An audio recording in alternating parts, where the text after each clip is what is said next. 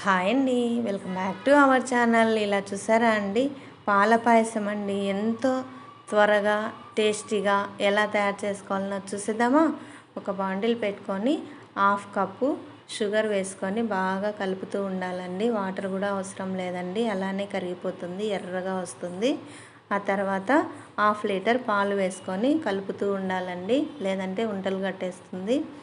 ఆ తర్వాత ఎర్రగా వేయించుకున్నటువంటి సేమియాలు 2 కప్స్ వేసేయాలండి.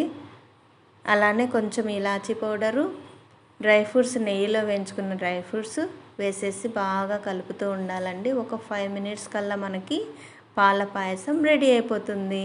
ఎంతో టేస్టీగా ఉన్నటువంటి ఈ పాల పాయసం అందరికీ నచ్చుతుందండి. ట్రై చేయండి. మీకు నచ్చినట్లయితే మీ ఫ్రెండ్స్కి కూడా షేర్ చేయండి, లైక్ చేయండి, సబ్స్క్రైబ్ చేయండి. Thank you for watching.